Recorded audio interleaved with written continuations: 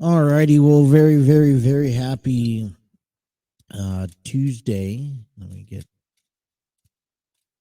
things right up here. There we go. Uh-oh. Hold on. We're going to get ready. That's that. And then go up here.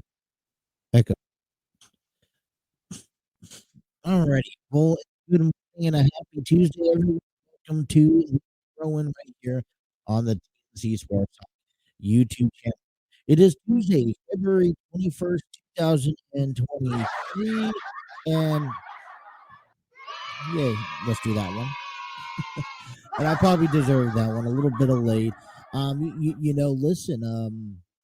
I did not realize that yesterday was was President's Day up until the weekend, you guys. So I mean that is a laugh. I was getting ready for a Sunday show and for a Monday show, and then figured out that it was President's Day, and a lot of people that I was talking to kind of had the time off, and and I was like, you know what, I'm gonna go ahead and take myself a 3-day weekend. I went ahead and took myself a 3-day week, enjoyed my weekend. I had a blast. Got a chance to spend some time with the family. Got a chance to spend some time with the girls. Saturday went out to a Special Olympics basketball tournament. I was invited out to a good friend, a good pal of mine, former co-host of this program, Trey Graham, who has been a part of the Special Olympics basketball. We talked last year a lot about it. It was one of those sports that locally just does not get promoted or advertised, and yet again, it is a big deal. I mean, it was a really good crowd. Went out to a sports complex that had multiple basketball courts, and caught about one of his games. He had 2 games on Saturday, and he won the first game, lost the second one. And now they're kind of waiting, kind of sitting back and waiting and seeing. They're the alternate team to the. So if one of the teams don't make it, they would fill in and take their spot. So I'm excited. Hopefully waiting to hear back from them. They may have a scrimmage game to help the A team this weekend, but we'll find out. But we also got a chance to go check out my oldest. She's currently in Scouts with that's affiliated within a church. And last week went to the head trooper's master, whatever you call him, house. He ended up carving out a, a brick of wood for my oldest, who ended up participating in it's a Pinewood Derby race that took place on Saturday. So I was there for a little bit of a nice event. Excited to go up to watching that happen. That continues. I'm actually very excited because for today, because I get to go out. I'm going to be taking my oldest to as spring sports starts to unravel. I'm going to take my oldest down to Ludlow to sign up for softball, and that's a pretty exciting thing for me. I'm a big passionate baseball fan, and to see my oldest at least taking the interest for this season and seeing how it plays within for base softball. I'm excited. Excited to get her the glove, the bat, go out to the game, and my My youngest right now is currently going to be doing soccer again. They did soccer last year, and I think the ultimate goal talking about all this is I know my oldest loves gymnastics, and so sports can be kind of expensive. I was shared this, I read this the other day, um, that that softball is only $65 for my oldest, and then she'll also get pants, obviously a jersey and a hat, and then my youngest is like $85, and I'm like, wow, that's really, really expensive for just a couple weeks of kicking the ball around. But you know what? They're trying new things. I'm excited for it, and I can't wait to see what happens. So we'll get a chance to talk a lot about that this spring as we head out to the game. I want to go ahead and apologize for the delay. If you guys are streaming us on YouTube, Facebook, or Twitter, scheduled time that I had this morning was 10 o'clock. I'm trying something a little bit different and a little bit new, as you can, because maybe if you guys were paying attention to some of the streams that were failing, I have a little outward look on things that can now be I can now display, um, which is out here, so that when we come back from break, when we come back from this and that, we can have ourselves a nice little view instead of just having that logo all covering my face. Otherwise, otherwise, we have a busy morning for you guys, taking you guys up. Let's say a few minutes past 10 o'clock. I'm not gonna do a complete 2 hours of this morning, and that's because we are officially on the path, on the final stretch. Excuse me, on the final road to WrestleMania. And I think you got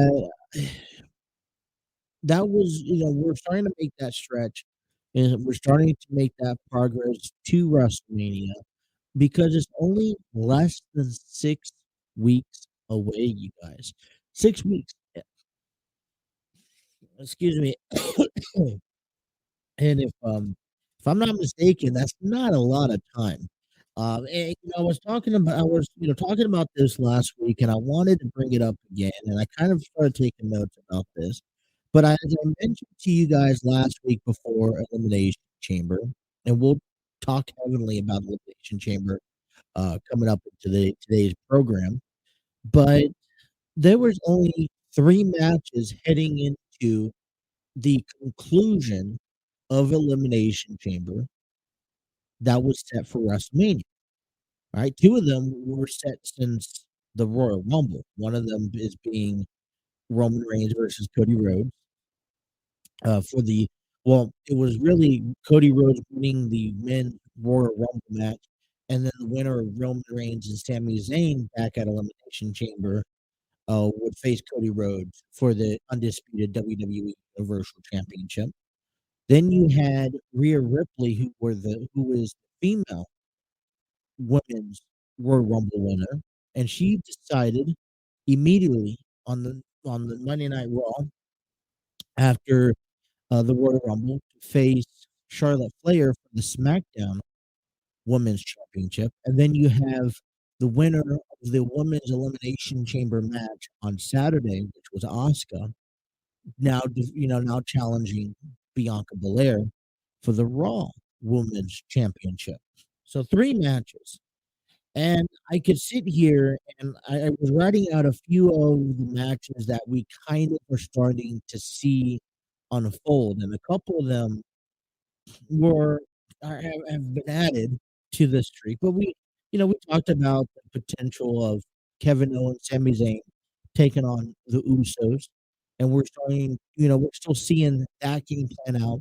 Um, you know, we're starting to see, Seth Rollins and Logan Paul that took one step further to their match.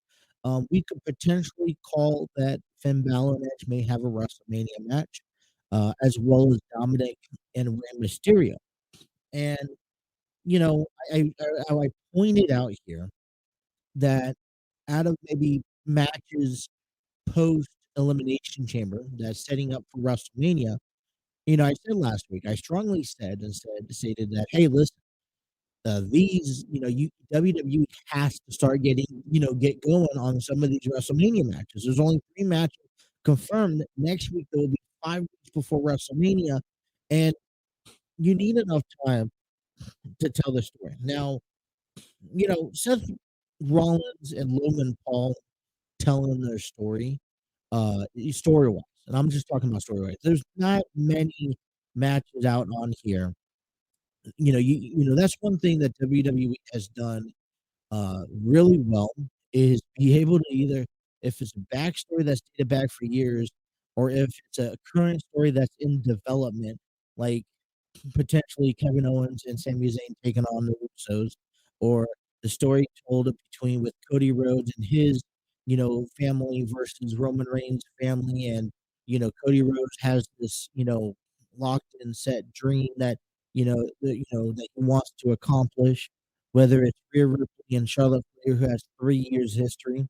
There's has to be some sort of reason why this match is happening at WrestleMania. Logan Paul and Seth Rollins, if that is something that is to be confirmed, and right now we look at it like it is going to be something that is going to be confirmed. Well, Seth Rollins has been nitpicking, saying that Logan Paul doesn't belong in the ring. And Logan Paul is, on the other hand, digressing, saying everything that he's worked hard for in the WWE, which he has worked extremely hard. Okay, everything that he's been able to accomplish inside that ring, that Royal Rumble moment, the crown jewel moment against Roman Reigns, and then you have the tag team match that he had last year, teaming up with the Miz. I think he's earned his spot in the WWE. Drew if you have Dominic and Rey Mysterio, that feud right there has kind of been progressively shown. This is Rey Mysterio has refused ever since, Dominic has stepped away from his father, joined the Judgment Day. Rey Mysterio has refused to face his own, blood, his own son. And now he's going to have, where he's being pushed to the limit, after the Thanksgiving invasion, the Christmas invasion, the Valentine's Day invasion, that, Mysterio is going to have to, you know, maybe step up and face his own son. Finn Balor and Edge just kind of been telling their story the last couple of months. So you have a few of them, but there are still plenty of matches that if you're gonna have WrestleMania matches, not only you need to start announcing them, but you need to start also, building that up. There's also, I mean, what I have here. I've already shared you the list of 3 matches that has been confirmed. I have a list of matches that I believe will be confirmed over the next 2, 3 weeks. And then I have a list of individuals, men and female, that probably should get some sort of spotlight at WrestleMania. And but have yet to have a match. I get a little worried because I don't want them just to be thrown. And when you think of WrestleMania, it's not just one night. The match card I have potentially set in place could be for one night. WrestleMania is 2 nights. And I know they pulled it off last year, and I think they did a really good job last year at pulling it off, but they're gonna need to, I think what they have right now, is not enough. It's not as good as it was last year. And, I told you guys last week, I don't think it's quite time to hit the panic button. I don't think it's quite time to throw your hands up and say, oh, this isn't going to work out. I think it's going to work out. I'm just getting a little worried because things are not to fall into place, but I'm expecting majority of the things to fall into place. So today we will talk about that. I want to, when we come back from our break, I want to talk about Elimination Chamber because the one thing I think I did not, really look into at the Elimination Chamber up until the matches were, you realize there was almost a connection in every match that had to do with Canada. Natalia, Brock Lesnar has some sort of connection with Canada, um, Edge, and then also Sami Zayn. And I think we don't for you don't get a lot of WWE has not been to Canada in a while, and then it's not on a date monthly booking. So when you're able to see a lot of your home, they really highlighted the hometown heroes in this case. And some of them walked away victorious, some of them walked away with better yet, to to work on some things. But I think Extreme Rules was a really, really well perceived show, and I think there was a lot of questions and a lot of worries that we ran into, but before um, Elimination Chamber. And sure, listen, what happened last Friday on SmackDown? I think there are more questions than answers, but we're on definitely more of a clear path.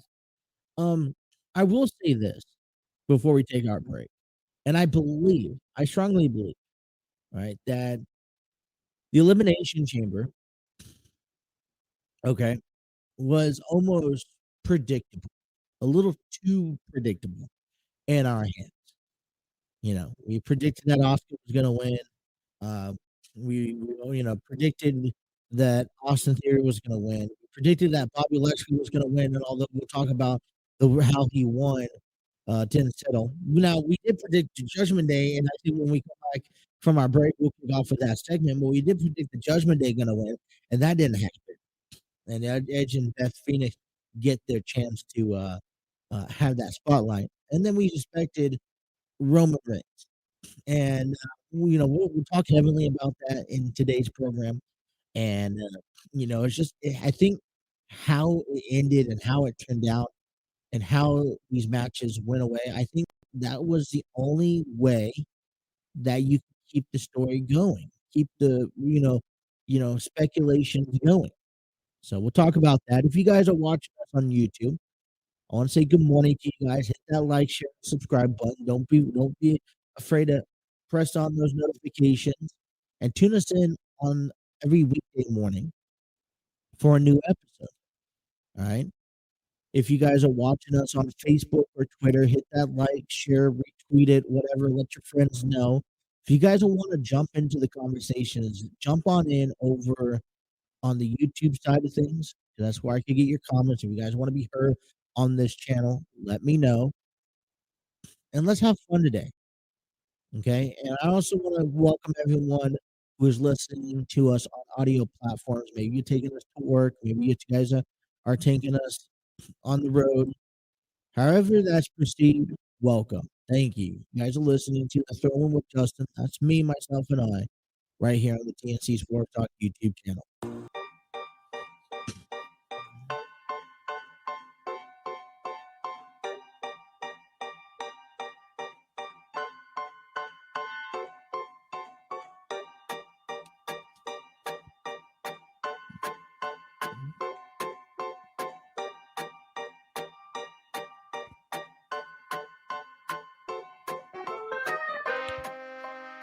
Alrighty, welcome back here to Throwing here on the TNC Sports Talk YouTube.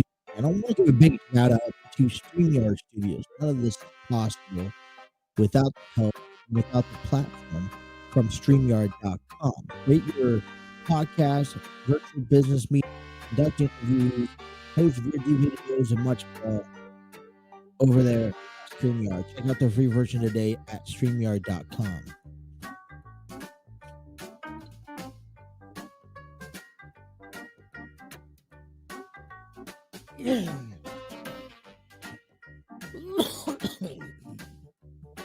Excuse me. All right. Welcome on back, you guys.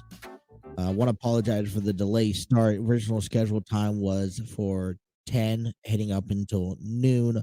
Unfortunately, had some complications trying to get up this new little screen for you guys. Be able to be, something different coming back from our break. So want to apologize for that. But you know what we want to talk heavily about, and our today's focus is on Elimination Chamber, you guys. Elimination Chamber, I think, there was a lot of excitement heading into the night, a lot of expectations, and I think it really was well perceived. One of the better pay-per-views, one of the better, I guess, elimination chambers, in my opinion, heading into a WrestleMania for a while, and not decrediting what the WWE hasn't been able to do in years past, but you know, I mean, and even though I would say there was a predicament, or maybe it was predictable, in my opinion, some of the things that took place, I still think it was well perceived, and it gave us a clearer image of where WrestleMania is headed to. And I think when you look at the Royal Rumble, and um you look at Elimination Chamber, these are the two um you know stepping roadblocks that they have to be able to overcome and be able to, excel to get you guys ready for WrestleMania. When you look at the match card, and when I was looking at just all right, what do I we talk about first? And really highlight. And we're not going to get to everything because not everything is conversational worthy. Um, at least not today. But I think there's a few subjects, hands in mind. And the first one to me, and this is the one that really stood out to me. Out of we knew that Roman Reigns and Sami Zayn was going to be a match that stood out on its own, but for a match to stand out, other than that, I thought it was going to be Bobby and Brock, and I was a little disappointed in that, and we'll talk about that. But I really was excited to see Edge and Beth Phoenix defeating the Judgment Day. Now, our conversation before Saturday was, how could Rhea Ripley and the Judgment Day lose this match? She has an upcoming challenge to take on Charlotte Flair at WrestleMania, and we all felt, and I agreed, and I heard this first from Dwayne Davis over there at Armchair Booking Wrestling Podcast, but we all talked about how important to have the momentum on the side of the Judgment Day. And I didn't just like the Judgment Day for this match because of Rhea Ripley and her upcoming WrestleMania match against Charlotte Flair. I was also excited for this, the Judgment Day, and in favor for the Judgment Day because guys like Finn Balor and Damian Priest, who in the men's elimination chamber match, and Dominic Mysterio, who I think in 2023 need a bigger push and need a bigger momentum going into the year, and especially heading into into WrestleMania. I really feel that the Judgment Day needs to start, one, winning titles, two, start creating a bigger name for themselves. Yes, they're about recruiting talent and having people join their side, which they haven't really recruited much talent. And I feel like the Judgment Day have been stuck in the same cycle again and again and again ever since Finn Balor, replaced Edge as the leader of the group. Now, we favored the Judgment Day for this match, but what we did not recognize, or we did not acknowledge, was a few things. Did Edge and Beth Phoenix really need this victory? For one, um, two, this is also Edge's hometown, not hometown, but this is Edge's home region, and I know that there's conversations, and even Edge last night on Raw admittedly stated that, "Hey, listen, my matches are numbered, my days are numbered.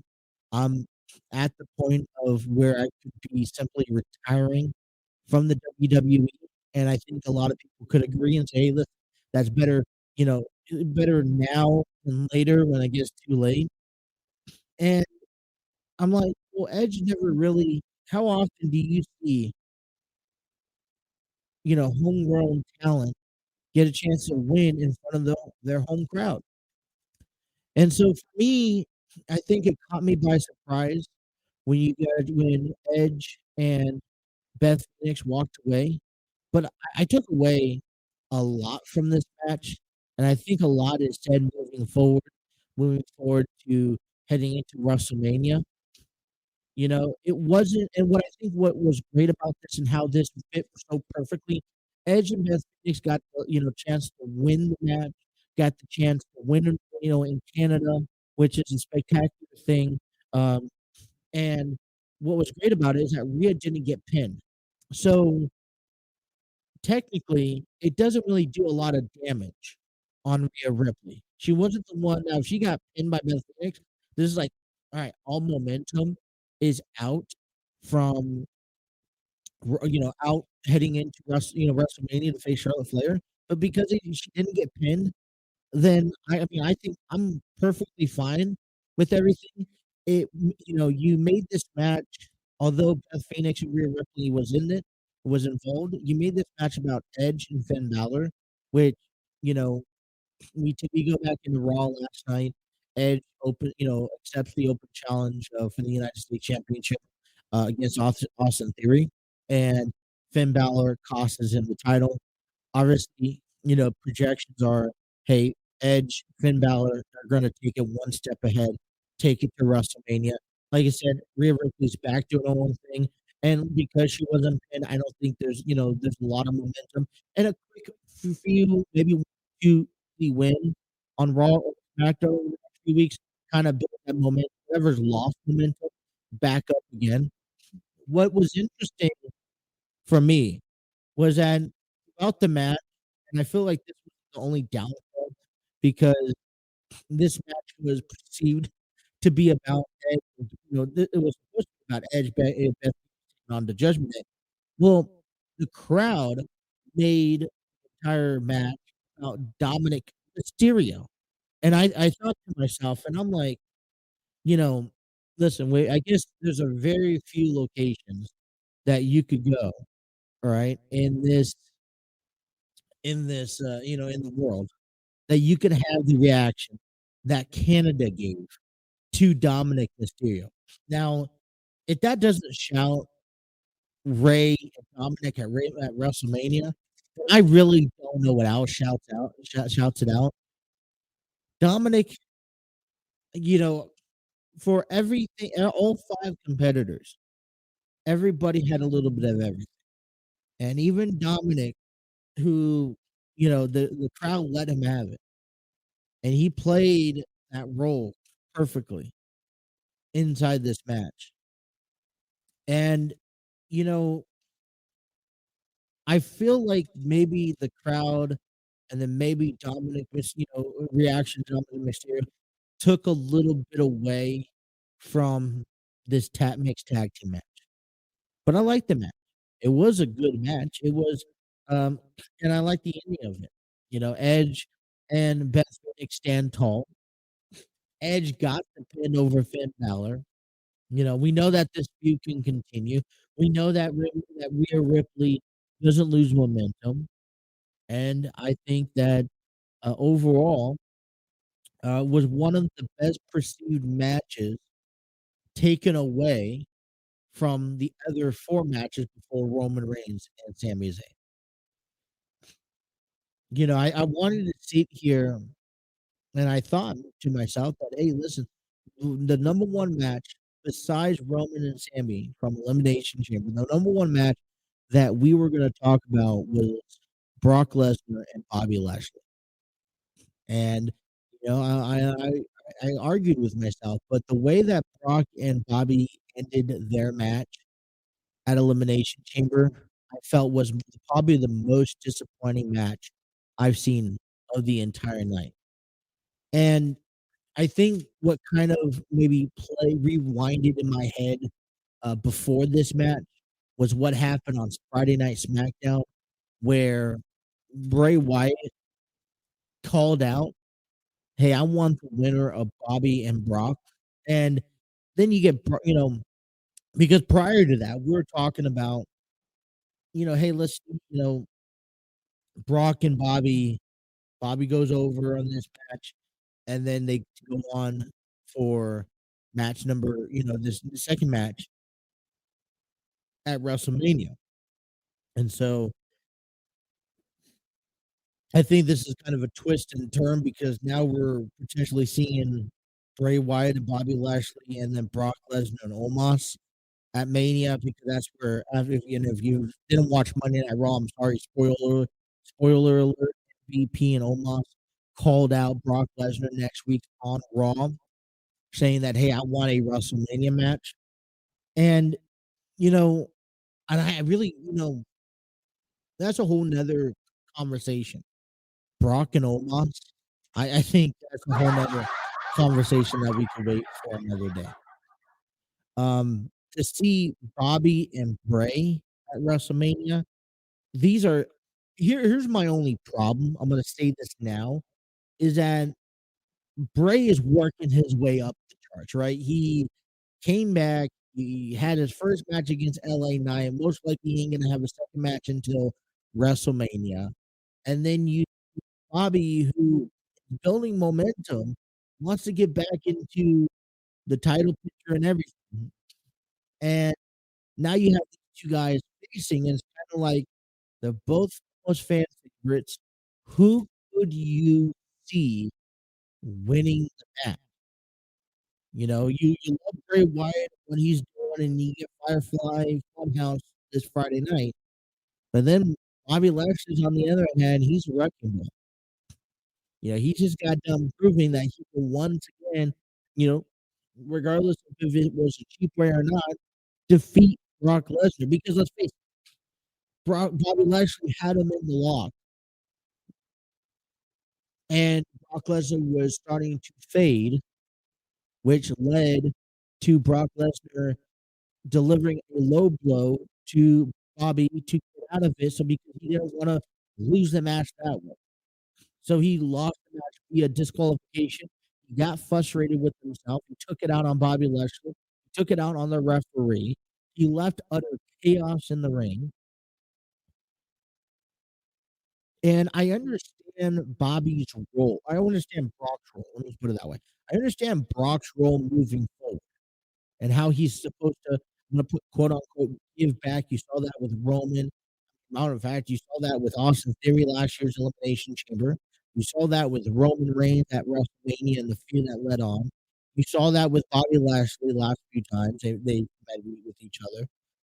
And it would have been a perfect WrestleMania match. Now, these two men had this match, disqualification. You almost like, well, this can't be the end of these two guys. But now they're going off left and right to their own WrestleMania path.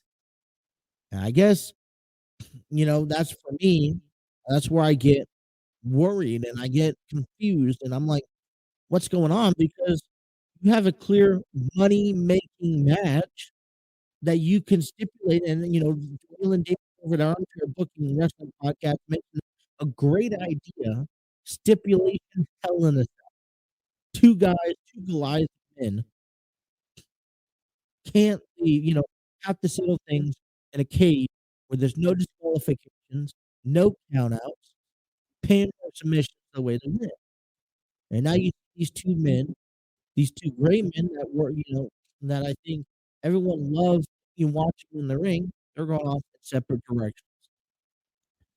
So as that story unfolds, I don't think that, I think it was one of my least favorite matches heading into WrestleMania, heading into out of the takeaway from the night, which is a little disappointing to me.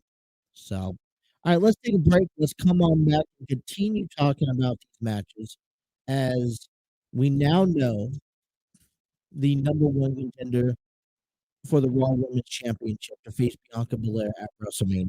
And we also now know that Austin Theory is still the United States champion, which I think is awesome.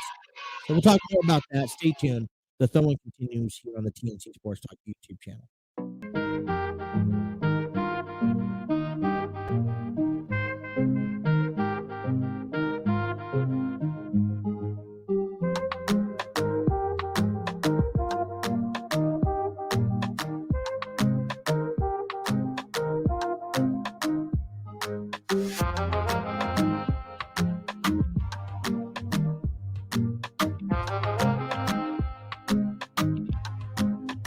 Alrighty, you guys, welcome back.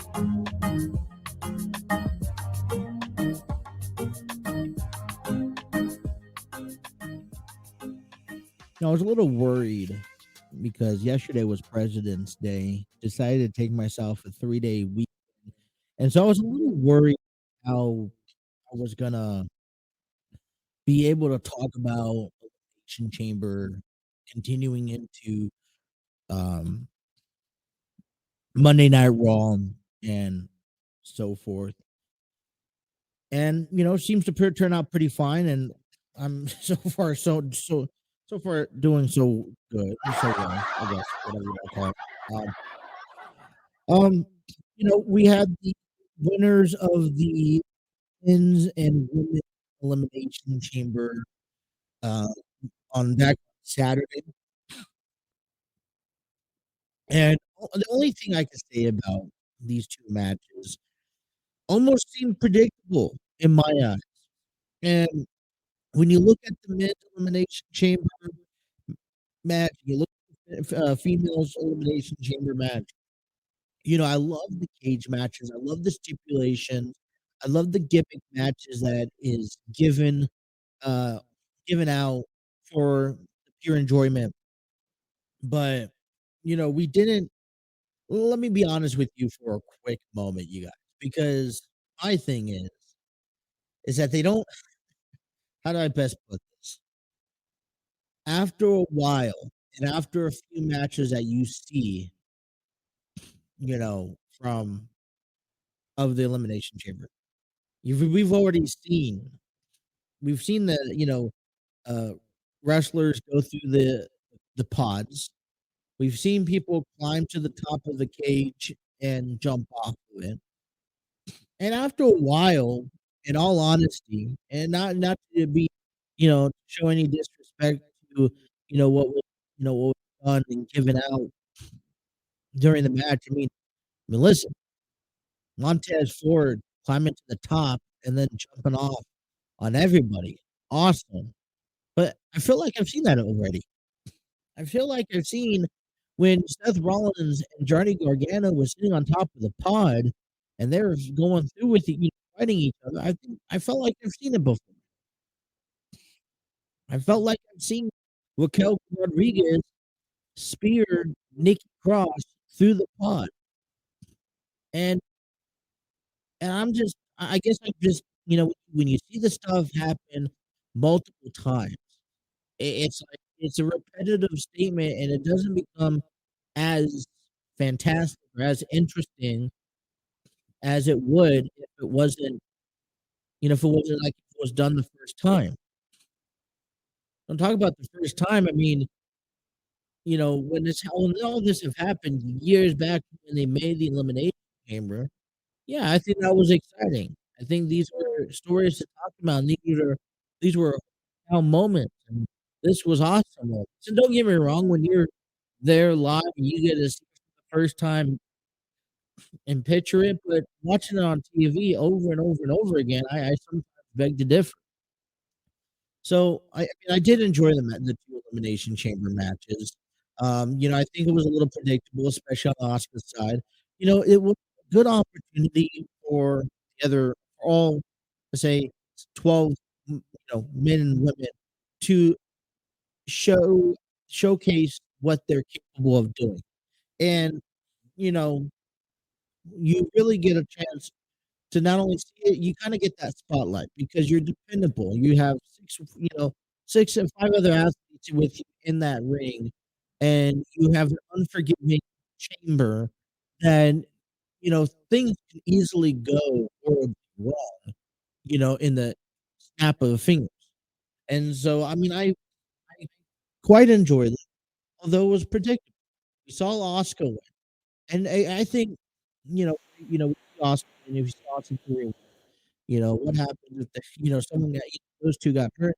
You kinda wonder, what's the second plan? What's the second option? I really enjoyed Raquel Rodriguez's performance. I really enjoyed Nikki Cross's performance, which I have no idea what direction they're gonna go in. I think Raquel Rodriguez, this is just to continue set up and to continue to grow, um, and and I'm down for that. Um, Seth Rollins is a liable guy in that ring. You gotta see Bronson Reed. When you get 6 people in the ring together in a chamber and they're unexperienced, sometimes you get miscommunications, and I think we saw a little bit of that. But congratulations to Austin Theory and Asuka surviving. Now we see Asuka go challenging Bianca Belair for the Raw Women's Championship. And what I like about, I think one thing that I like about this scenario, and it's great seeing Bianca and Asuka other than Bianca and Rhea Ripley. Because yes, I would love to see, and I think in both ways, I would love to see um the rematches. I would love to see Bianca and Rhea together fighting each other at WrestleMania. I think that's the only way that you could perceive this type of match. But this is much more of a dangerous match with Asuka and Bianca Belair. And then you think of it, you start thinking about, all right, who could possibly win? I favor Asuka being just that much more fierce, fighter. You go look at I think the WWE this year wanted to kind of make sure that they did not go the route where Bianca, Rhea, Asuka, Charlotte, because we've already seen those matches before. So I'm okay with that. I think the big story was last on Saturday night. Let's not ignore it. Roman Reigns and Sami Zayn. All right. Um, you know, we knew that we were going to get the crowd electrified. I mean, we have not seen such a big crowd. And what I love most about these 2 competitors, about Roman and about Sammy, they understand the industry, they understand the business, and, you know, they let the fans for a solid, it felt like 10 minutes just go off. And then, it wasn't necessarily a wrestling match because it went from them staring at each other to some hard-hitting questions, hard-hitting physical fights, right? Um, and this was, I mean, it was a good match. I think the overall story, okay, and Roman Reigns, I think what you have to give credit to Roman Reigns is he made this personal. And he made it about Sammy's friends, Sammy's family, Sammy's kids, and he made it as personal as possible to where you wonder how in the world was he capable of leaving Canada on Saturday. And I think it came to a shock from a lot of people that we got a chance to see the Usos, not one, but both Usos involved, and I think we needed that to see, uh, we needed the Usos. I think it was mandatory to see the Usos, to see them on Saturday night because then this starts the setting up the storyline with the tag team match. Now, I I came back in here, and I said last week, I was like, listen, you guys, this match, this is the same exact storyline as 2014. It would be a shame to see Sami Zayn not only lose, but not have some sort of involvement at WrestleMania with Cody and Roman Reigns. And, you know, I really thought that if Sammy lost, the fans are gonna riot. They're gonna, boo the hell out of Roman Reigns. You know, I was thinking the worst possible outcomes. And for some reason, for somehow the WWE was capable of pulling it off. Now, I still think it's a disappointment. And let me know what you guys think, but I think it's a disappointment to Sami Zayn's credit for what he was capable of putting on, what type of product he was putting on over the last 8 months. Because now he got this once in a lifetime moment, and I get it. And you know, yeah, I think they executed this tremendously. But when you build yourself up as high as Sami Zayn did, only a very few athletes are capable of actually doing that. The only other person I can think of at this moment is Daniel Bryan. And when you build yourself up that high, WWE has to acknowledge. Now, I really feel because last night, it's now going to be Sami Zayn pleading and begging and going that extra mile each and every episode of whether it's Raw or SmackDown leading up into the final work weeks before WrestleMania. And if you're smart enough, you wait until Monday Night Raw, where the line is drawn in the sand and the Usos and Solo Sikoa are in the ring, and they're just hammering their way at Sami Zayn. And then Kevin Owens comes out and saves him once again and be like, you know what? Let's go ahead and team this up. I mean, I would like to see that. I think that would be more problematical, and we'll see how WWE takes it because the story is already there. It's already predicted. We predicted, we already started talking about this at the Royal Rumble, before the Royal Rumble, and now we can just see it unfold. But I think that's the only way to continue and to move on from this. But I still think, right? And I apologize for thinking this way, but this is just how I'm perceiving things. Is that I'm still thinking that this is sort of a backwards step, and I'm not talking about one step backwards. I'm talking about 4 to 5 step backwards in Sami Zayn's, you know, career. Not only career, I wouldn't say career, but in this storyline. And you're taking this very top athlete and you're bringing him down here with everyone else. And I don't know where Kevin Owens and Sami Zayn taking on the Usos fits on a match card, but I don't think it's a main event, in my opinion. And especially how last year's WrestleMania was perceived. And I always argued, I thought Ronda and Charlotte should have been the main event of night one.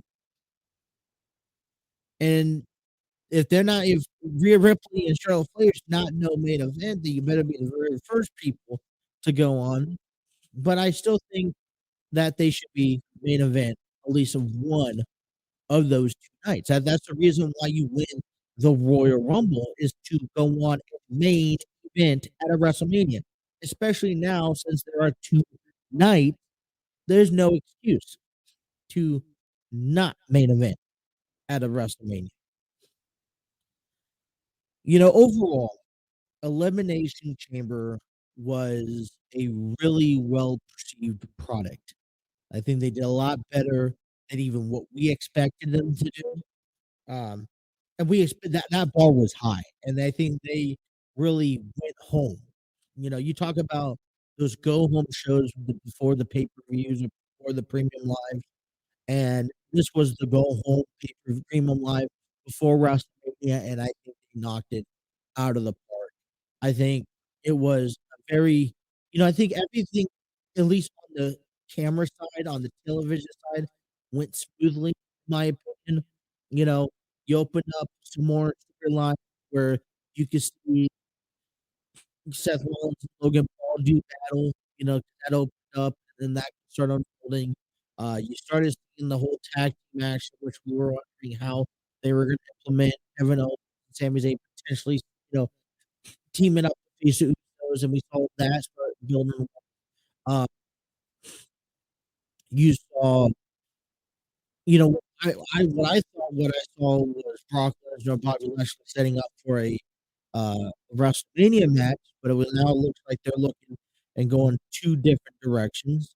So, I mean, I think we saw everything that we were expected to see out of Elimination Chamber. And Monday Night Raw was, I think, decent. Um, I know we're supposed to see Becky and Lita team up next week, which I think is gonna be exciting. And, listen, like I mentioned back at the beginning of the pro, this is we are now on that home stretch. The 6 weeks are gonna come and go and are gonna fly by in a snap of the fingers. And then that's just how it is. Like, let's not sugarcoat it. And right now, the matches in hour number 2, we'll talk about some of the predictable matches that we see, projected matches, but there's also a handful amount of talent that's not right now being included or probably don't have a storyline yet, and that probably needs a storyline. And, for 2 nights, yeah, I think there's a lot of, beyond single matches that I haven't booked, so alright, hour number 1 is away in the archive. Let's take a break, let's come back. Hour number 2 continues here on the TNC Sports Talk YouTube channel.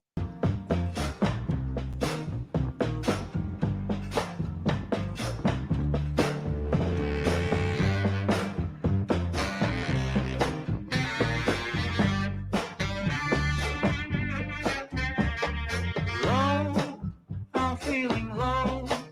Want you to know I ain't got much to show. Baby, I'm slow. Gonna creep into my eyes, snail show. Until the spring liberates me from my winter hell.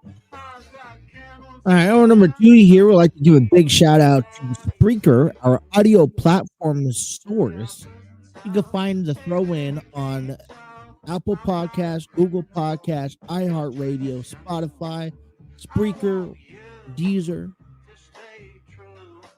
anywhere you get your audio platforms. Download us, take us on the road wherever you guys go. Every episode gets uploaded onto Spreaker and it gets distributed all over the place. Good morning, you guys. Welcome back to the throw in on a Tuesday morning.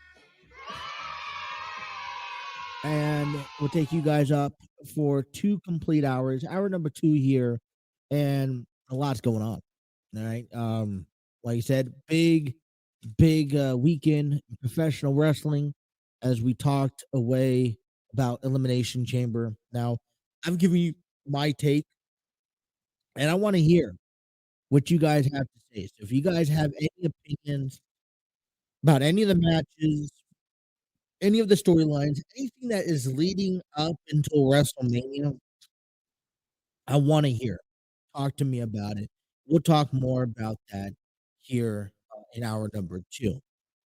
Beginning of hour number 2 always comes to you in the world of the local sports as we break down everything that happened over this past weekend, kicking things off with the Cincinnati Cyclones, who hosted the Fort Wayne Comets back on Friday with a loss of 5-4.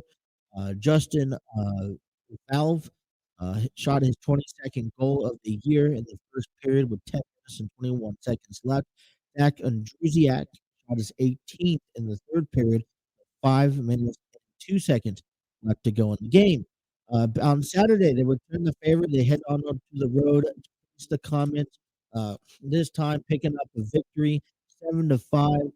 Cohen ends up doing picking up 2 goals in the first period, 6 and number 7 for him on the year, and 1 in the 15 minutes and 14 seconds left. The second one with 4 minutes and 30 seconds left in the first period.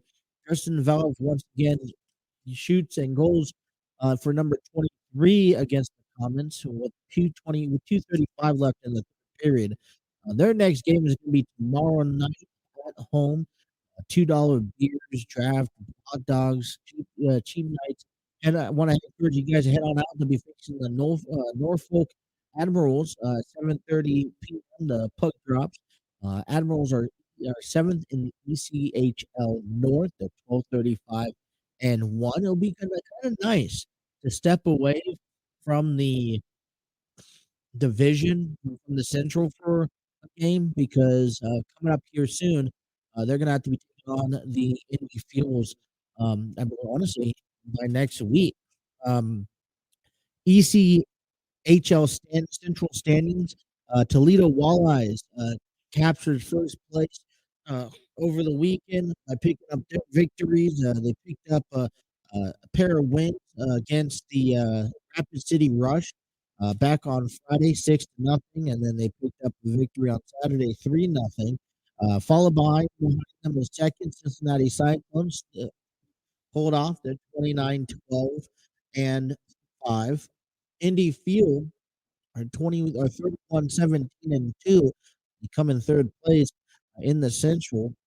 Indy Fields ended up picking up the victory over the Kalamazoo Wings 3-2 back on Friday. Fields and the Walleye, something that we want to happen. And if you're looking around for minor league hockey, exciting games, Indy Fields taking on Toledo Walleyes coming up, I want to say this Friday, the 24th. Bearcats basketball took back on Sunday. Kind of got a glimpse at the end, a little bit of that game at the end. Game winning shot by David DeJulius with 0.2 seconds remaining. And, the Bearcats were up in the game. I want to say, like, they were up. It was 71-68 with, like, literally a minute to go. And they go on to a victory of 73-51 at the end of the game. They moved 6-6 on the season. They're going to be hosting Temple Owls tomorrow night at 7 p.m. on ESPN2. The Bearcats 13-3 at home, while the Owls coming in to play tomorrow night 15-13, 9-6 on conference, and 6-4 on the road. Listen, Bearcats is going to be a fight. They're trying to keep themselves, just trying to finish themselves strong for the remainder of the year. Continuing in basketball with the Musketeers, who faced Paul back on Saturday. They picked up a victory, 82-68. Got out early to a 49-27 lead in the first half and cruised into victory. Great momentum as they get back into winning ways towards the end of the season. Jack Nunge finished with 18 points after shooting 70% from the floor. Nunge also grabbed a team high 10 rebounds for his 8th double-double of the season. Jerome Hunter matched his Xavier career high with 15 points and grabbed 9 rebounds. Colby Jones finished with 14 points. Sowell Boom finished also with 11 points. Great performance from the men's basketball team for the Musketeers. We move on to 20-7, 20-7 on the career, 14-1 at home, as well as 5-4 on the road. Their next game is at home on tonight at 6:30 p.m. on FS1 as they get set to take on Villanova Wildcats. The Wildcats coming into the game 13-14, 7-9 in conference, and on the road they're 3-8. Trying to continue themselves. They're currently still seated number 4 in the bracket in the NCAA tournament bracket, heading into the final couple games of the year. Men's basketball for the Wildcats, taking on Tennessee Volunteers. Another win for them back on Saturday, 66-54. 39-19 in the first half to cruise on away to victory. Another game just identical to the Musketeers. Counted on a lot of freshmen to carry the Cats to another victory against the number 10 seed Tennessee. Cason Wallace, 16 points, 6 rebounds, 6 assists. Uh, Chris Livingston, 12 points, career high, 10 rebounds, his first double double. Sweep with the rivalries both home and away. Their next game is tomorrow night on the road against Florida Gators at 7 p.m. The Kentucky Wildcats are looking in the bubble, trying to keep themselves in, trying to keep themselves in a March uh, March tournament. Their tip off is at 7 p.m. The Wildcats 9-5 in the conference, 18-9 overall, 13-3 or what? 4-4 on the road. They will be taking on the Gators, who are 14-13, 7-7 on conference, 9-4 on the road. Now, some exciting things that I like to talk about as we get into some college baseball that took place over the weekend. The Cincinnati Bearcats headed on over to Georgia to face Georgia State. They fell short to the series 2-1 on the year. Cincinnati in the first game they lost 12-2, putting up 2 runs, 4 hits, 1 errors against Georgia State. 12 runs, 14 hits, 0 errors.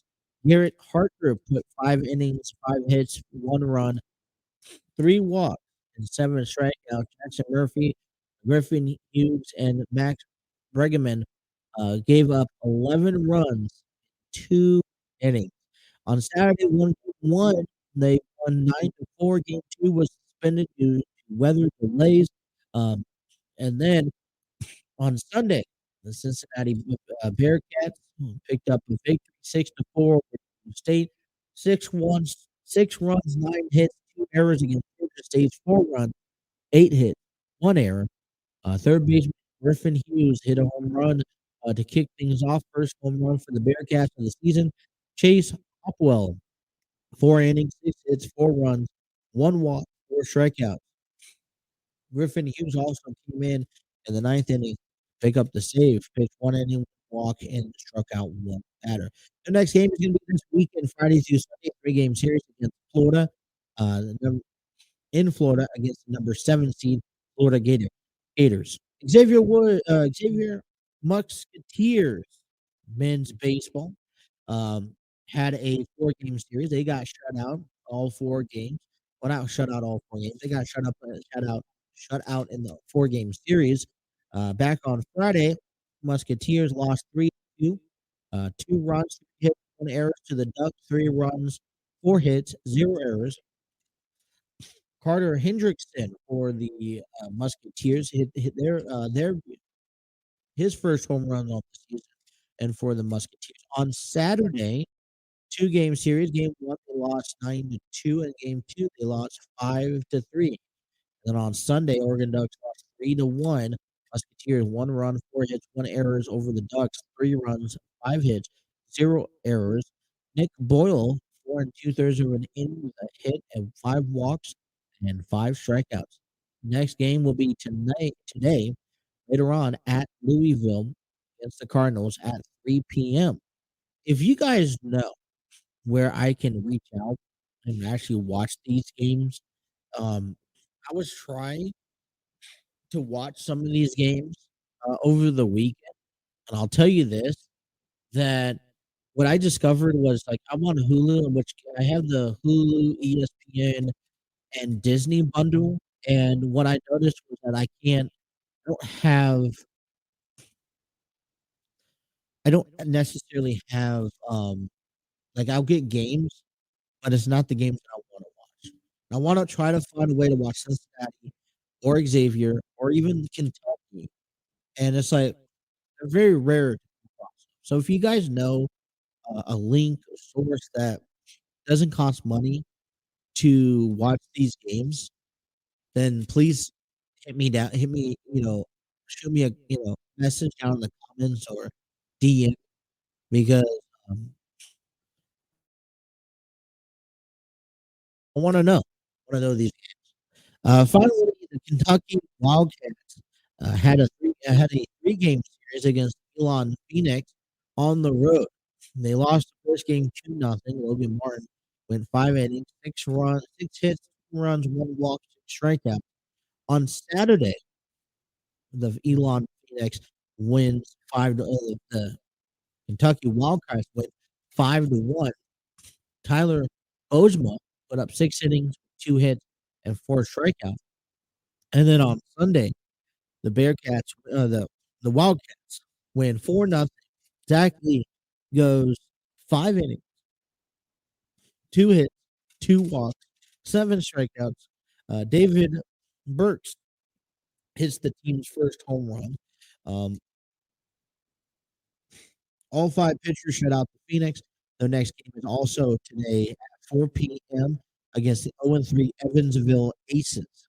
So, it wasn't a bad week in the world of Cincinnati sports or at least local sports here in Cincinnati. I didn't think it was a bad weekend.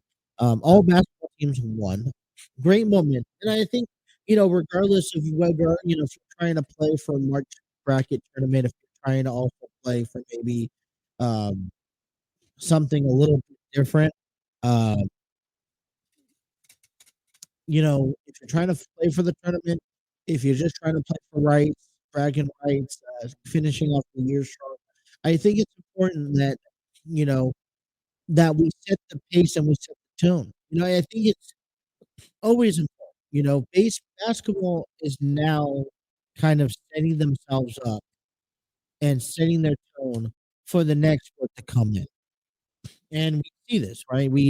Football, and I think it's important in Cincinnati. We see this from time to time again, and I know there's probably not a whole lot of connections with each other, but we see when we see football do well, just like the Bearcats went to the NCAA playoff tournament, in football.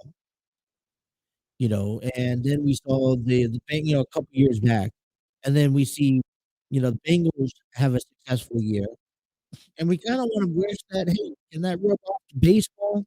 And that didn't, unfortunately. But then we saw, another decent season out of Kentucky, out of Cincinnati football. The Bulls went on to the AFC Championship game. And then you also see, the Bearcats and Xavier and even Kentucky played well in basketball, and now their baseball season is about to begin. That you would like at least have some sort of decent year, especially since the Reds are not a year to, kind of follow. Cincinnati Cyclones are a really good double A, hockey team. Believe it or not, they're in the playoffs quite often. And you would hope that this year that, all right, pitchers and catchers are reporting, position players are reporting first spring training games this Saturday. And, there's already downward questions that I think, we expect or that we're already having. And you just kind of hope that, with all else fails, that we could turn towards maybe some sort of excitement. All right, let's step away here. We'll start talking more sports. 2-hour program continues next on the TNC Sports Talk YouTube channel.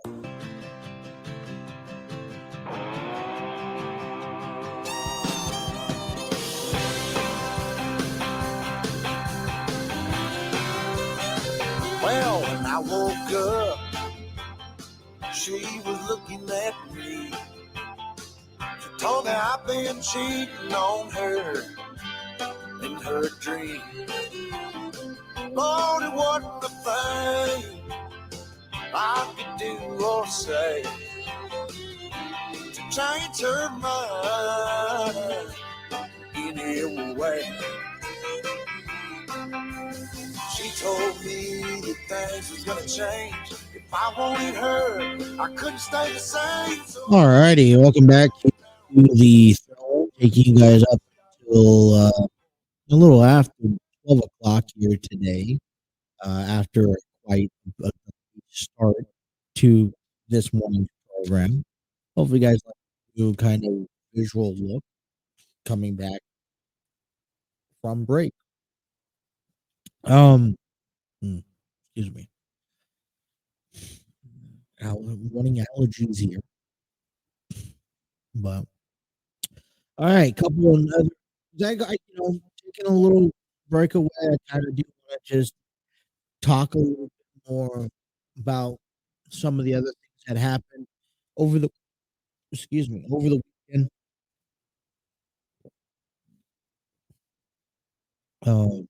XFL was getting underway. We'll talk a little bit more about that this week. 2023 Daytona 500 results. Ricky Stenhouse Jr. narrowly beat Joey Logano in a win, double overtime thriller. Congratulations to Ricky Stenhouse. NFL.com, Mark Sussler ranks Joe Burrow as the third ranked quarterback behind Patrick Mahomes and Jalen Hurts. I'm going to point this out. If you guys missed my quarterback rankings for last week, and I think this is a valid question. I think a lot of people will argue this. Now, it's not just Cincinnati fans. Realistically, how well would you perceive Jalen Hurts to be one of the top elite quarterbacks? Yeah, yes, he took the team and the Eagles to the Super Bowl. Yes, he's battled with injuries. But I've seen, he's on more of a delayed start for me. And he's played longer than Joe Burrow, and yet Joe Burrow has shown a lot more. My opinion is that, I've listened to people talk about this, is that Joe Burrow for me is has shown enough. And this was the argument that I had with people last year because people asked me, bring Joe Burrow up in the conversation. So I was like, rank him in the top 10, but more at the bottom, more like 7, 8, 9 spot. Because, yes, he had a great first quarter of his rookie year before he got injured. And then the big question coming out of his injury was, what type of quarterback were we going to see?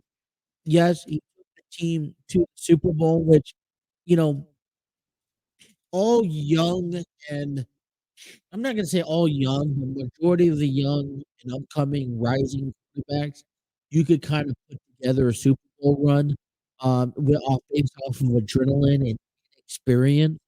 But I was telling people I haven't seen enough of Joe Burrow in the mix. So I was like, give me another year or two. Let me see if he's capable of repeating himself. And I just was the type of person that didn't want to jump the gun. I didn't want to go jump the gun and say Joe Burrow was the top elite, and then him do something wrong or him not to have the same year or career that we expected him to have. And I get it. I live in the northern Kentucky, Cincinnati range. You go talk to a Bengals fan, they're gonna expect. They're not gonna say nothing less expectingly than Joe Burrow is one of the best quarterbacks. And listen, he proved to me yet again this year that he is someone who can hit up there with the top guys. Now, when I rank him among him and a guy like Josh Allen, my thing is with Josh Allen is that he's starting to go down my list. And the reason why he's going down my list is because, you know, yes, he can make it to the playoffs, every single year. Yes, he's right now been in dominant of his division. And yes, he's capable of doing it, but I think overall the smart end of Josh Allen has kind of gone down a little bit. And listen, as you get older, Father Time catches up with you, and as you get older, listen, you got younger guys coming in behind you, and they're showing what they're worth of. I mean, Trevor Lawrence took a huge leap compared to last year to come up and have a, remarkable career, kind of a motivating season to follow and say, "Hey, listen, I'm capable of, capable of taking this team to the playoffs. Just give me more experience, give me more guys, and I can get you even further." And so we'll see what Trevor Lawrence does here moving forward. But then you got guys that are coming up, Jalen Hurts. My thing with Jalen Hurts is that he's been playing for a few years, and he's just now taking the and there's a lot of things that went wrong against the Eagles, okay? I really don't believe that if that the Eagles would have beat the 49ers if Brock Purdy went down. Now, I'm gonna say I believe if Brock Purdy was healthy, he was in the game the entire I think we would have saw the 49ers go to the Super Bowl and face Kansas City Chiefs. Now, this is nothing crediting Jalen Hurts for what the Philadelphia Eagles have accomplished or what they're capable of doing. But overall, I still put Joe Burrow. Now, you saw if you guys looked at the rank quarterback, then you would see that some of these top quarterbacks, Aaron Rodgers dropped a few notches down my list. Tom Brady dropped several notches down my list. And that's because what we're seeing is a new generation of quarterbacks. The Patrick Mahomes of the world, the Joe Burrows of the world. And what we're starting to slowly see is now an era without Tom Brady, without Aaron Rodgers, and we're seeing these young guys. I mean, look at this new class that's about to come up. Bryce Young, CJ Stroud, Will Levis. These are guys that are going to be in the top 10. At least one of the going to be in the top 10 moving forward. So I don't agree with why NFL.com Mark Sessler is ranking Joe Burrow number 3. I think he should be number 2. I think maybe you pay ends with um with Jalen. You pay the respect to Jalen Hurts for taking the team to the year, to the Super Bowl, but I still think he is above a lot of other people. Um, listen, baseball. There's one thing, couple of things I want to talk about before we get back into wrestling. But baseball was one of them. Position players reported yesterday. We are just 4 days away from spring training, and you know what? We got to find excitement. And I was hearing about this over the weekend through other radios talking, giving their take about the Cincinnati Reds, and it's like, we have 2 options here, you guys. We can either sit back and accept what the Castellinis are telling us that we're a crappy team, that we're no good, that we're gonna lose 100 games this year, or and you know, hey, let's give up before the season even started. Or we could be that underdog team, that team that no one expects us to be. And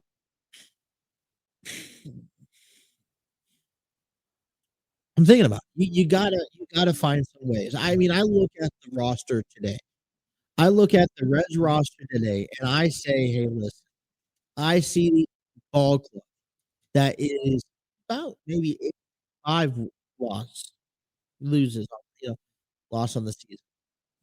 You know, I mean, I know that the Castellini, what they're saying, and what MLB reports, and there's already people out there that are saying that we are absolutely in no place to even win a wild card spot. We have a 0% chance.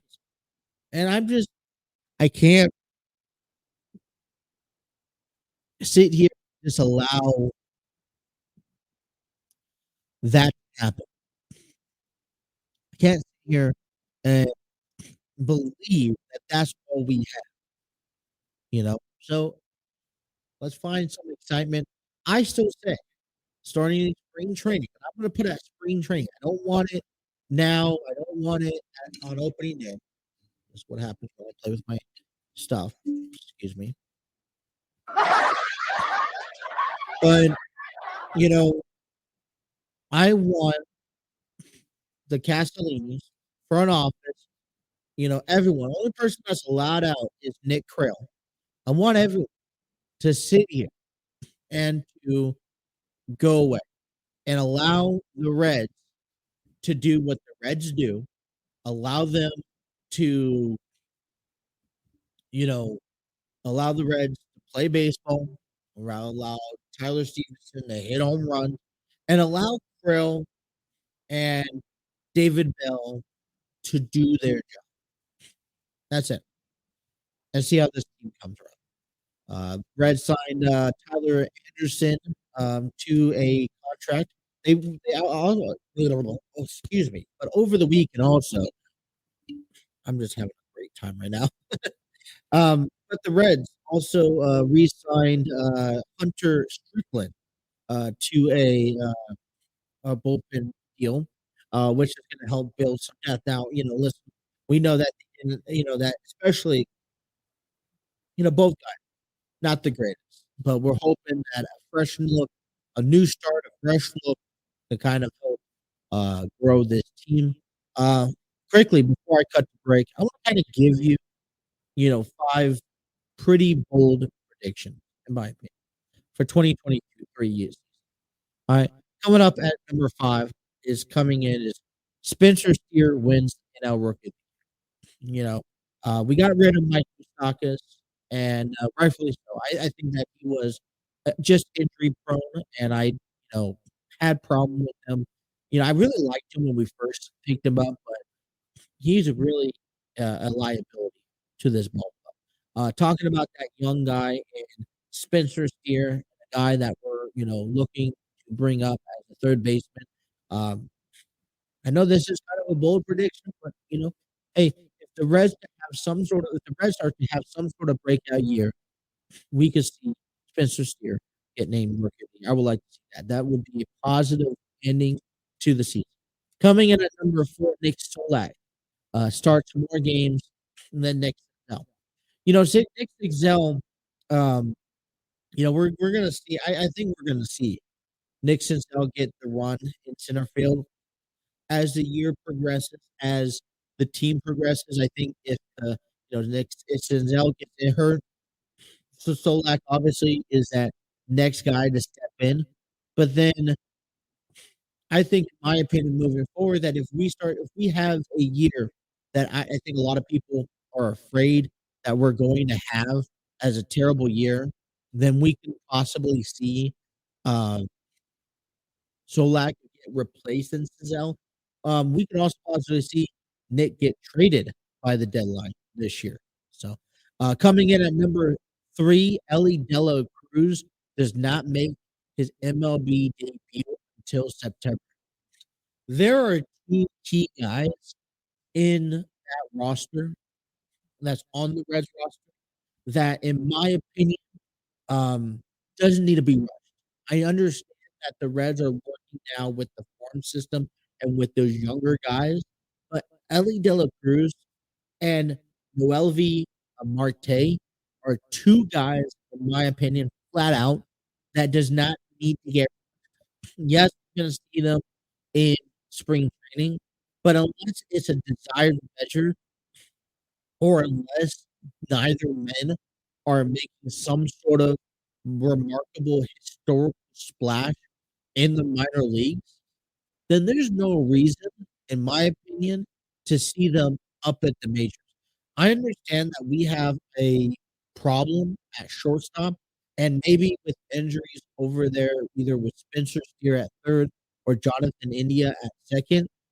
But we got Chad Pinder that can play infield. We got Jose Barrero. We also got Kevin Newman. So we have a few other guys that I would like to see be utilized. And I would like to see Ellie De La Cruz and N- Neolvi Marte, Noelvi Marte, excuse me, uh, to kind of stay down in the minor leagues and not to get rushed. I would honestly prefer them seeing them, see what they're capable of in spring training, getting that work, going down to maybe double A, even at furthest, and then working their way up to triple A. If drastic measures bring them up, but other than that, don't see them until September.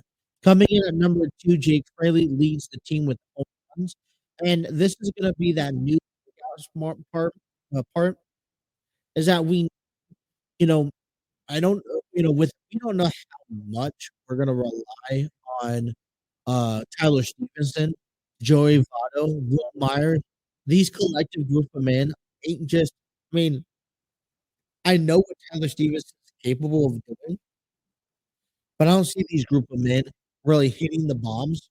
We also need, as a young roster coming up, to see one of these younger guys like TJ Friedel or Jake Fraley, or even Spencer Steer, or Stuart Fairchild step up and really, you know, separate themselves from that, amateur baseball to professional baseball. Just like we want to see Solat is, make more games in the XFL, just like we want to see Spencer Steer come in and become rookie here. We need some guys all contributing. And Jake Fraley, possibly one of those guys. And my last prediction before our break here is going to be Ashcraft and his team alone all-star representative. It would be I would love to see Joe Votto as that team representative for the all-star as his final year. Maybe Tyler Stevenson, but with his new role, we'll see. But it's another example of taking one of these young guys that are being kind of forced to push through and play throughout the season, or and really don't have any support or backbone, and being able to, I think would be huge motivation, a huge promising factor for the Cincinnati Reds to see Graham Ashcraft as that guy in the representing the Reds for um, for this year's All Star. So those are my bold predictions.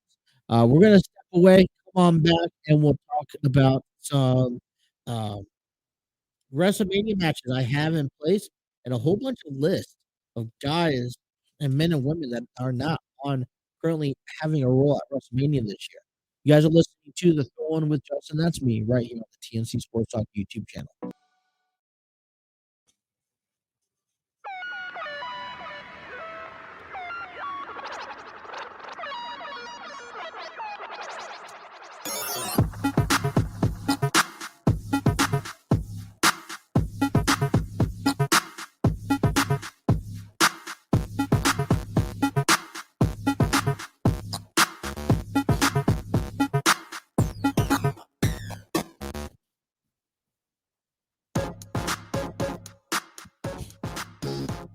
Tin Man by Ava Lowe. EpicDemicSound.com. Discover your world-class artists, composers, and bands.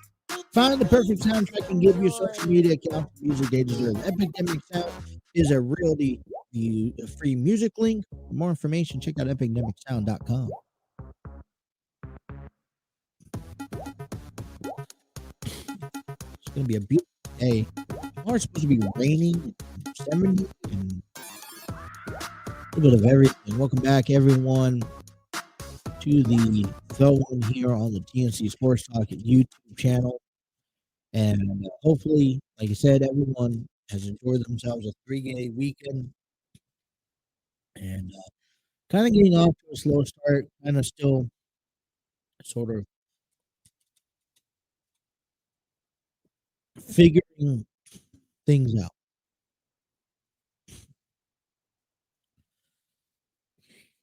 Excuse me. But all right, we're at we talked about this at the beginning of the show. We made it apparent, and we have a lot of things that I think are very interesting heading into WrestleMania this year. And like I mentioned, we have 3 matches here ahead of us. The first one, Rhea Ripley challenging Charlotte Flair for the SmackDown Women's Championship, and this was, this is, we know that this story is a story, uh, that has been taken back for, 3 years ago when Charlotte won, defeat Rhea for the NXT Championship, and, you know, I think this it sparked me by surprise because, you know, I like how the WWE has continued a long, you know, a story that from long ago, but I guess what I was hoping for, and I'm still hoping for, I was hoping for was Rhea taking on Bianca Belair just because I am more familiar with that rivalry with Bianca Belair down in NXT. And yes, that's given that, keep these 2 females away from each other just so that when the time comes down the road, I think overall, the smart decision is to keep these females away. The only reason why I say that, keep Bianca and Rhea away from each other is because they probably have more longevity in the WWE that feud can be uh, revisited other than Charlotte Flair and Rhea Ripley. Uh, so Yeah, okay. So I see that, happening. Also, what was given to us back at Elimination Chamber was Asuka winning the Women's Elimination Chamber match, earning her number 1 contingency spot for the Raw Women's Championship to face Bianca Belair. You know, I mentioned this earlier in the program, and I'll just reiterate it again. Picture perfect, in my opinion, was Asuka Charlotte because that was a WrestleMania rematch, and then Bianca and Rhea. But when you got these 4 women having a title match at the grandest stage, these are 4 badass, legit women that are in the main event position right now. And I think that's important to remember. You look along the WWE roster and you see who's available, who's not available, who else really deserves an opportunity. And what I like the most is that we don't have to see Ronda Rousey in this mix. Liv Morgan already had that opportunity. Maybe Naomi, Natalia was already, is playing a different role. Uh, Shayna Baszler, uh, at one time, hold on one second.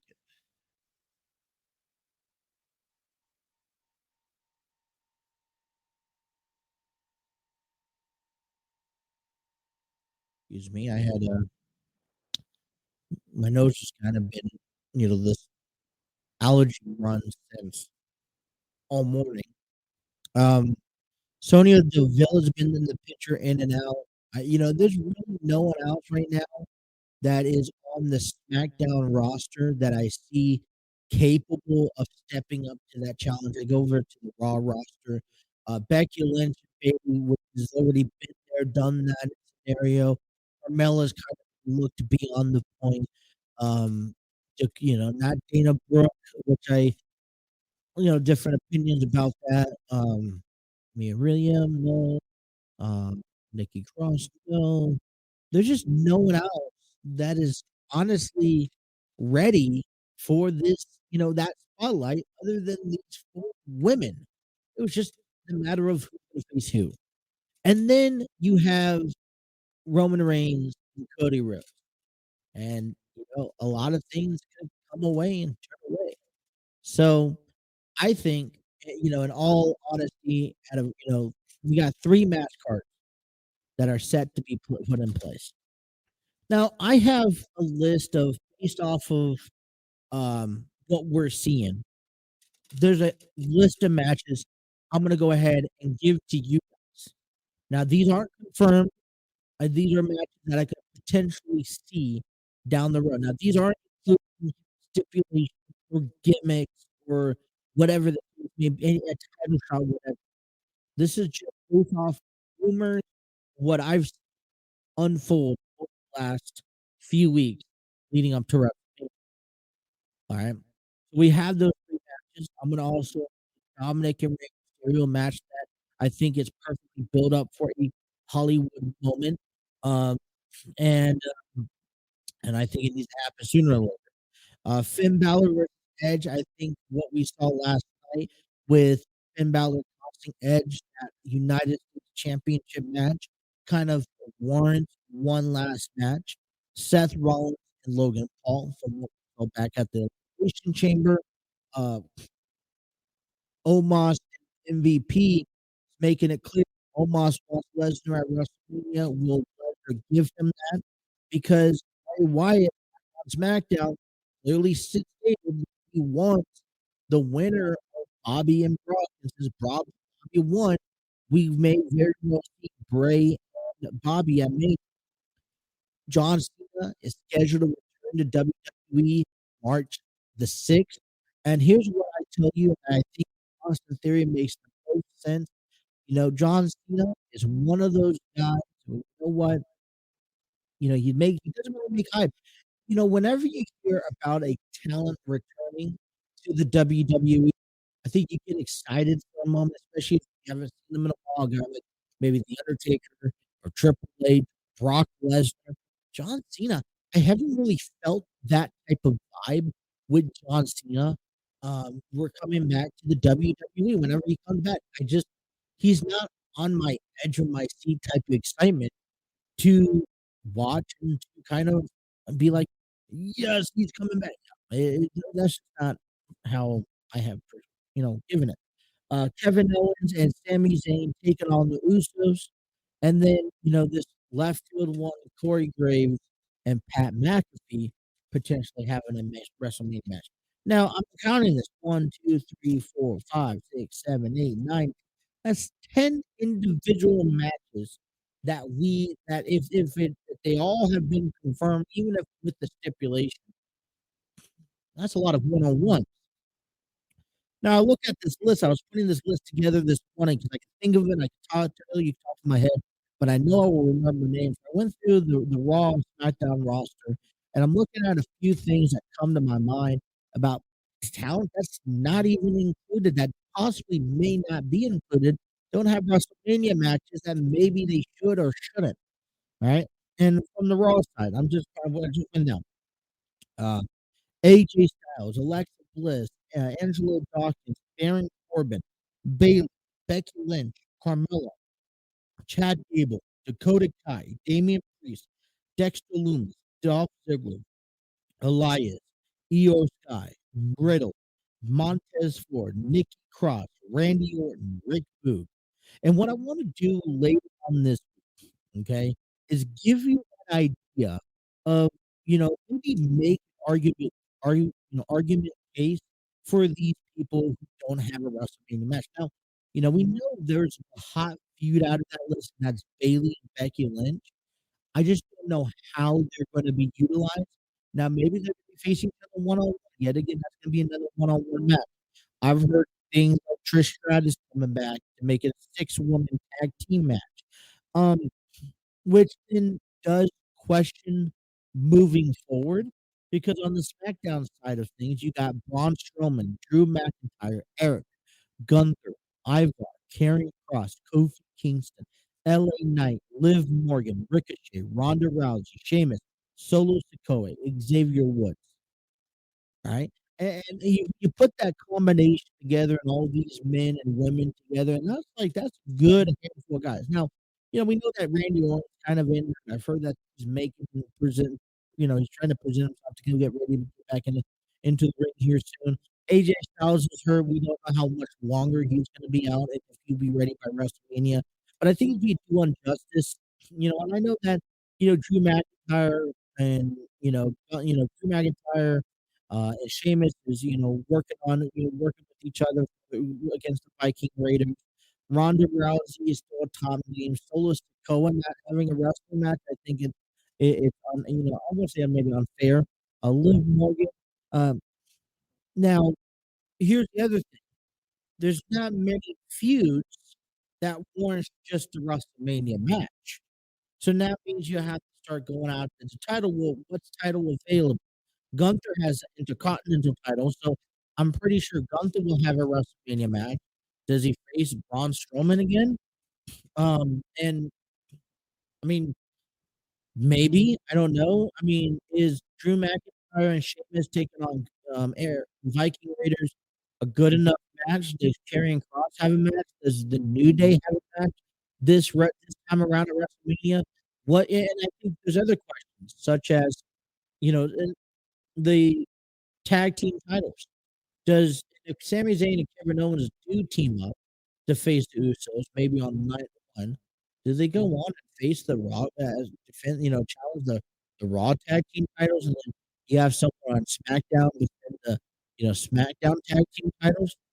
I mean, and that's pretty much it. So, in retrospect, we have a lot of work still yet to be done, and I just can't settle quite yet with 6 weeks away. I can't settle for a matchup that is a WrestleMania card match that is filled with singles competition. I mean, I don't know. Maybe you guys can. I mean, I wanna hear about that, but maybe from you guys. So, you know what? We had a really good program talking a lot about Elimination Chamber matches. What I have in store for the week is breaking down my tops of 2022. I know we're at practically 2 months into it. I still want to give that to you guys. Braun Breaker, Jinder Mahal, NXT Championship match. That's tonight as well. Tony Khan has an important announcement tomorrow. That's gonna, big announcement. Big announcement. We'll see about that. And you know what? We're just gonna get ready for spring baseball here with the Cincinnati Reds. So we'll come back tomorrow, get you a little bit more into that. We want to thank everyone. Hit that like, share, and subscribe button, and make sure you tune in tomorrow from the throw-in on behalf of the throw-in, Justin and myself. Thank you. You guys have a wonderful day. We'll see you guys tomorrow.